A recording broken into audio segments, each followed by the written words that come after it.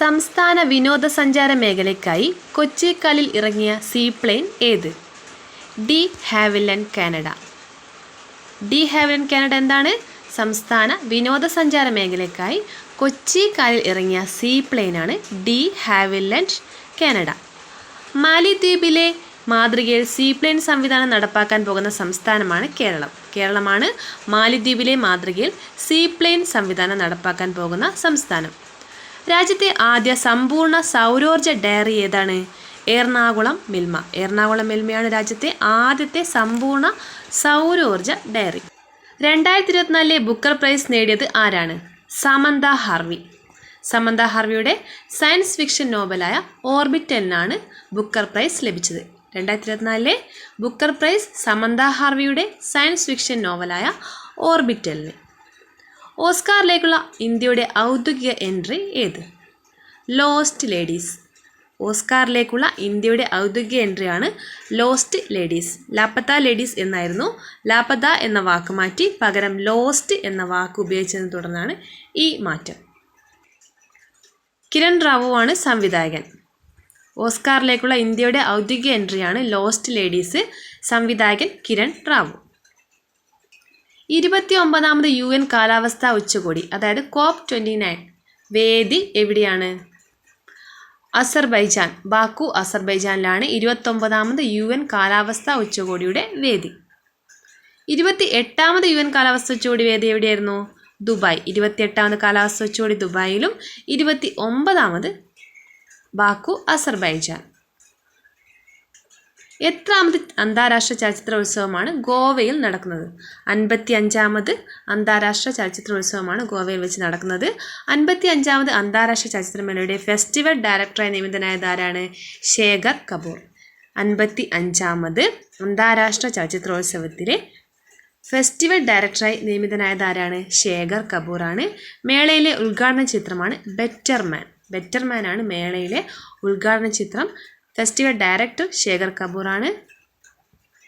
Australian ചിത്രമാണ് better man. British pop താരം Robbie വില്യംസിൻ്റെ ജീവിതത്തെ ആസ്പദമാക്കിയുള്ള ചിത്രമാണ് ബെറ്റർ മാൻ.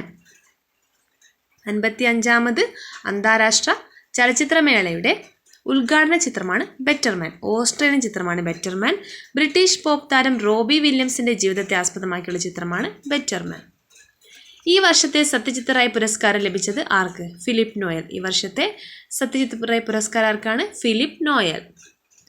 രോഗികൾക്കും ഭിന്നശേഷിക്കാർക്കും വയോജനങ്ങൾക്കും വേണ്ടി കുടുംബശ്രീ ആരംഭിച്ച പദ്ധതിയാണ് K4 കെയർ. കുടുംബശ്രീയുടെ ഒരു പദ്ധതിയാണ് K4 കെയർ. എന്തിനു വേണ്ടിയുള്ള പദ്ധതിയാണ്? രോഗികൾക്കും ഭിന്നശേഷിക്കാർക്കും വയോജനങ്ങൾക്കും വേണ്ടി ആരംഭിച്ച പദ്ധതിയാണ് K4 കെയർ. ജപ്പാന്റെ പ്രധാനമന്ത്രിയായി വീണ്ടും തിരഞ്ഞെടുക്കപ്പെട്ടത് ആര്? Shigeru Ishiba. ജപ്പാന്റെ പ്രധാനമന്ത്രിയായി വീണ്ടും തിരഞ്ഞെടുക്കപ്പെട്ടത് ആരാണ്? Shigeru Ishiba. ലിബറൽ ഡെമോക്രാറ്റിക് പാർട്ടിയുടെ നേതാവാണ് ഷിഗേരു ഇഷിബ. LDP പാർട്ടിയുടെ നേതാവാണ് ജപ്പാന്റെ പ്രധാനമന്ത്രിയായി വീണ്ടും തിരഞ്ഞെടുക്കപ്പെട്ട ഷിഗേരു ഇഷിബ. 2024 നവംബറിൽ അന്തരിച്ച മുതിർന്ന കോൺഗ്രസ് നേതാവും മുൻ മന്ത്രിയുമായ വ്യക്തി ആര്?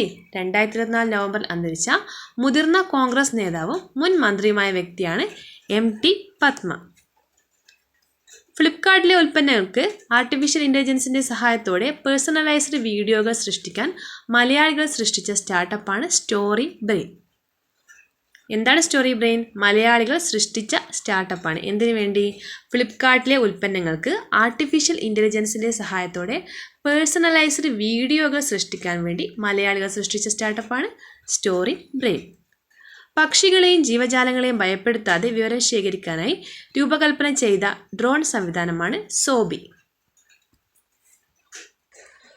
അമേരിക്കയുടെ ദേശീയ സുരക്ഷാ ഉപദേഷ്ടാവായി നിയമിതനായത് മൈക്കിൾ വാട്സ് ആണ്. അമേരിക്കയുടെ ദേശീയ സുരക്ഷാ ഉപദേഷ്ടാവ് ആരാണ്? മൈക്കിൾ വാട്സ് ആണ്.